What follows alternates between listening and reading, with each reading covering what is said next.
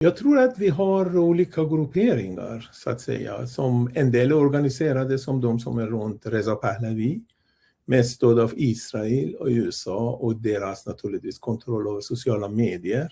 En massa fake-konton som har kommit fram precis som under Gaza-kriget och folkmordet i Gaza, där Israel har skapat flera miljoner fake, så att säga, konton. Naturligtvis deras relation med Meta och andra stora IT-företag gör att de inte kontrollerar. När det gäller Reza Pahlavi är det samma. Det är reklam som om hela iranska diasporan står bakom honom, vilket är intressant.